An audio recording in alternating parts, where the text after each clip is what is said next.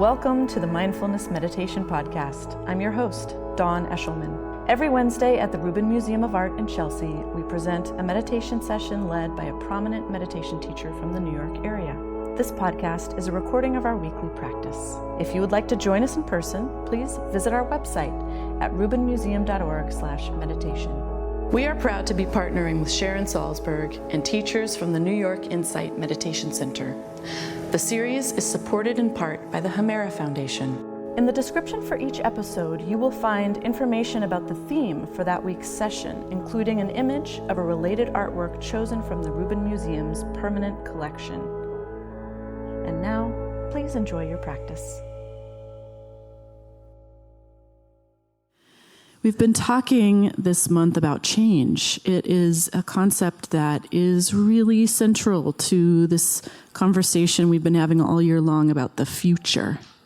So when we think about the future, change inevitably comes up, and we consider our relationship to this idea of change. Change being, as is said, often the only constant, but also something that can create a lot of hope, anxiety, avoidance, that can be a struggle to incorporate into one's life. And this month we've been talking about change in the world around us. When we look at Shakyamuni Buddha, I can't help but think about the power of personal change of the person, and that kind of personal journey through ongoing change. And certainly the Buddha's story reflects that. We can kind of get some clues to his story through the iconography here. We can see those elongated earlobes where the jewels of a prince once lived. In fact, he was a prince. And upon discovering suffering after a very sheltered youth, decided to give it all up, to go after this idea of what was possible beyond suffering. And here we have him seated in a kind of meditation posture. It's a very kind of simple and beautiful, elegant statue here. There is not a lot of adornment, and that really represents this stage that he's in as he's gone through this ascetic period of really having given everything up to investigate the power of what was beyond. And he's seated here on his lotus throne. He has one of his hands kind of cradled in his lap there in a kind of meditative gesture. And the other hand is touching down upon the earth. And this clues us in that it is depicting this statue, that beautiful moment where he asks the earth to witness him. He kind of turns away from this moment of fear and asks the earth to witness him in this present moment, and in that gesture becomes enlightened. And of course, through this personal change that the Buddha achieves, he creates so much change in the world around him as well.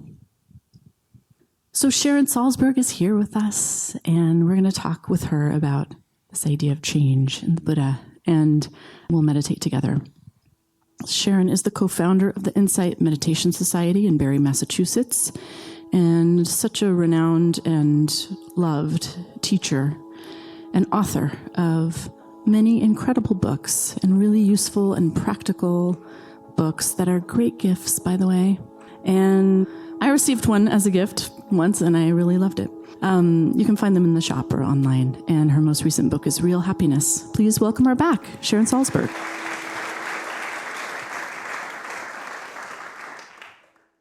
Actually, my most recent book is Real Love.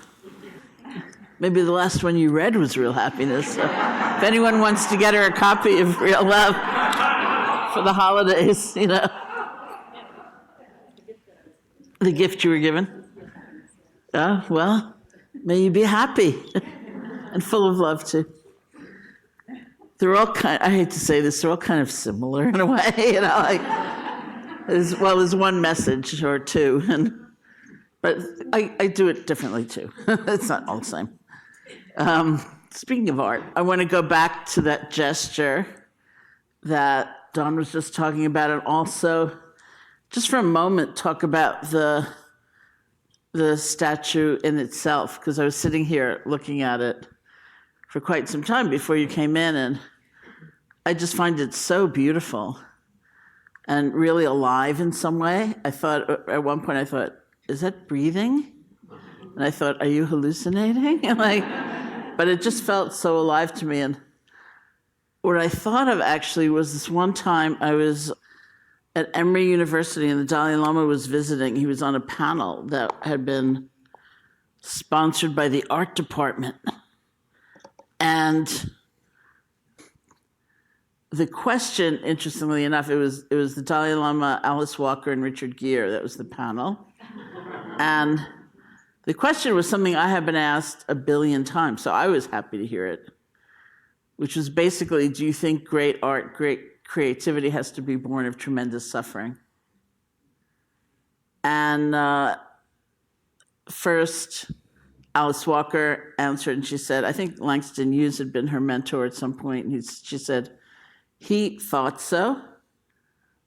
So that's how I sort of came into creativity. But she said, now that I'm older and happier than I've ever been, I think I'm doing better. I think I'm writing better. I think it's better. And Richard talked about being an angry young man and all that. And there's the Dalai Lama sitting there, looking incredibly puzzled. And he said, that was kind of a confusing notion to him, that in Tibet, he said, people are always taking me to look at things and saying, isn't that beautiful? Isn't it amazing? And he said, in Tibet, the worth of a piece of art was based on the transformation of the creator in the process of creating it. And so if the creator themselves got more open, more loving, or faced something they hadn't faced before, what I wrote, I just saw myself quoted somewhere, is, we don't count on artists for their suffering, we count on them for their courage, right? And so in that process of inner transformation, that's how things were measured. So I was just sitting here looking at that and thinking, wow, it feels as though the mind that ultimately emerged from the creation of this was maybe commensurate with the incredible serenity of the creation. And so that was in my mind. So the gesture of the Buddha, then actually Bodhisattva, he's not yet the Buddha, putting his hand over his knee is also a testament to not only change, but continuity in some way, and it is my favorite depiction of the Buddha. As the legend goes, and it's all legend, but it has like the power of myth, therefore. The Bodhisattva means someone who is aiming toward enlightenment, sometimes described as someone aiming toward enlightenment for the sake of all. The Buddha had been born a prince and had a very pampered, indulgent life for 29 years, and then spent 6 years in the jungles doing these incredible, fierce austerities, and kind of went to the opposite extreme. He went from selfishness and self-indulgence to kind of mortifying himself. The belief was that if you could punish your body enough, your spirit would soar free and you would become an enlightened person. And I find that interesting too, because certainly we, at the very least, have psychological equivalents to that, If we can only judge ourselves enough, if we could only be down on ourselves enough, something would open and it would be to our benefit. And then after 6 years of that, the Buddha, as Bodhisattva, decided, no, wrong turn. and so he ate, he'd been kind of starving himself, and he ate here, milk rice. If you ever go to an Indian restaurant, I recommend it because he ate it just before he got enlightened. And then he went and sat under this tree to meditate. He sat down with the aspiration to not get up until he'd become fully enlightened. And as the legend goes, he was then attacked by this figure called Mara. It's sort of like the satanic figure in Buddhist teaching who tried to get him to get up. That was his whole goal. So he would try to tempt him, like with these dancing girls, and frighten him with these terrible shrieking sounds, and did all these things. And then the last attack of Mara basically was one of self-doubt, where Mara more or less said, "Who do you think you are? Like, who do you think you are to even imagine you could be free, that you could break through the bonds of conditioning, that you don't have to be so limited, that you could really be free?" And in response, the Bodhisattva reached his hand over his knee and touched the earth and asked the earth to bear witness to what they would describe as many lifetimes of his practicing generosity, morality, kindness, patience, truthfulness, all these other qualities. And earth shook, affirming that indeed he, in a way, had a moral right to have that big an aspiration. He didn't have to hold himself back. And Mara, seeing the earth shake, fled into the night. And that's when the Buddha went on, became enlightened. So we're sitting here in Chelsea, 2,600 years later, because of that gesture, which I love for every reason. It symbolizes certainly one's right. It's like our innate dignity that can be manifested in ways beyond our ordinary imagination when we allow ourselves to kind of let go of those limitations that are just either externally imposed or self-imposed. It symbolizes that no work is wasted, and that it's all unified. When you are kind to somebody, it is not a different sort of mental energy and physical energy, psychophysical energy, than when you're kind to yourself. When you're kind to yourself, it also manifests externally. When you practice patience, when you're sitting there, sometimes in my practice where it felt just like for the umpteenth hour, nothing was happening, I think at least you're practicing patience, sort of. Or you could be practicing patience.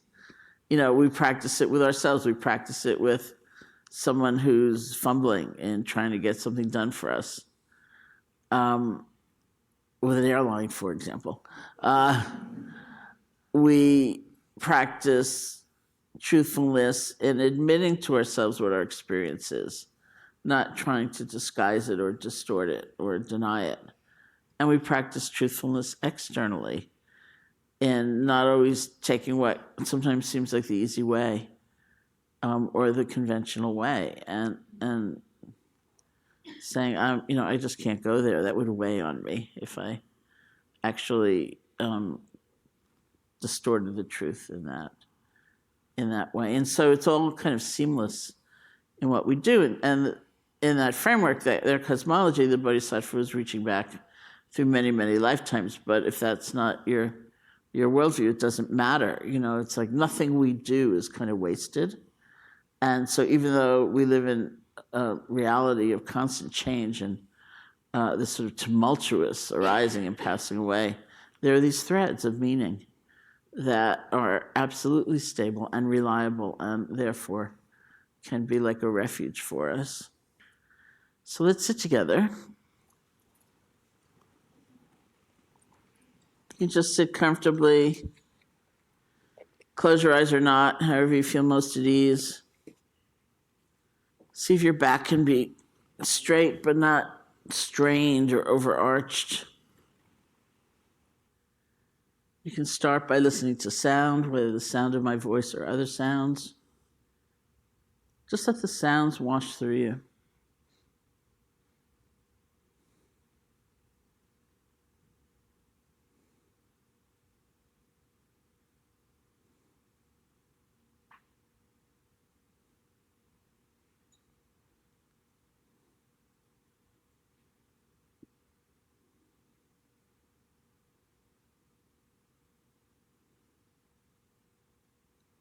And bring your attention to the feeling of your body sitting, whatever sensations you discover.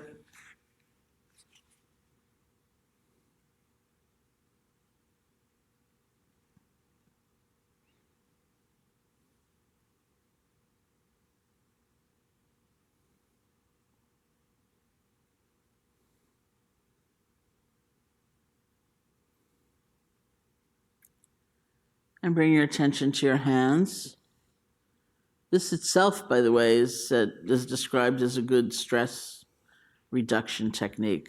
Just feel your hands and move your attention from the more conceptual level, hands, fingers, to the world of direct sensation, picking up warmth, coolness, pulsing, throbbing, whatever it might be. You don't have to name those things. In fact, it's kind of a drag if you try to name them all or at all, but just feel them, those different sensations.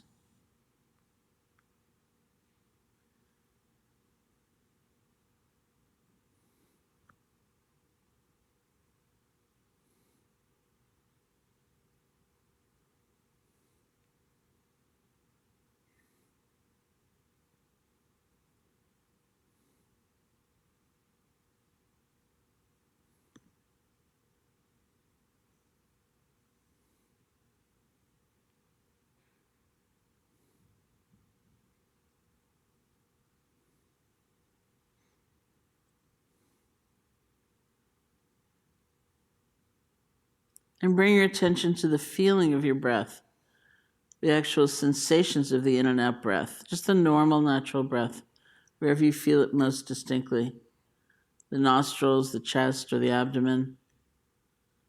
You can bring your attention there and just rest. See if you can feel one breath.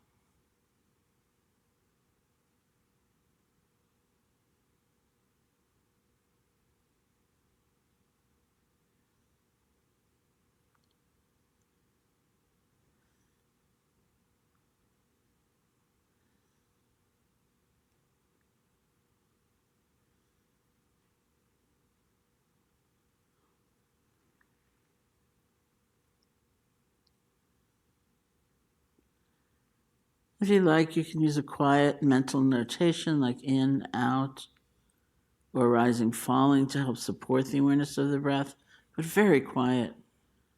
So your attention's really with the sensations of each breath. And if you find your mind has wandered, you've gotten lost in thought, spun out in a fantasy, or you've fallen asleep, don't worry about it. See if you can let go gently. Bring your attention back to the feeling of the breath.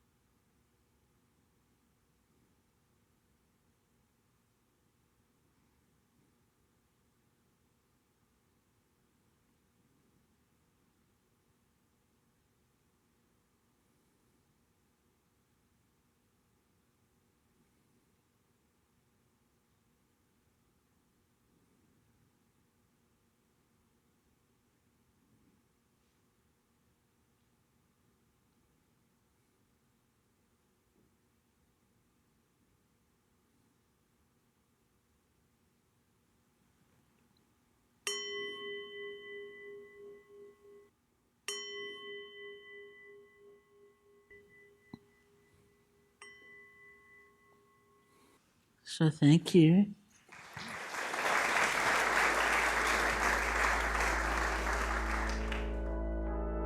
That concludes this week's practice.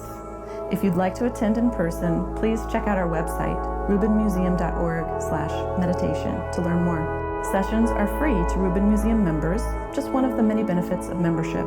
Thank you for listening. Have a mindful day.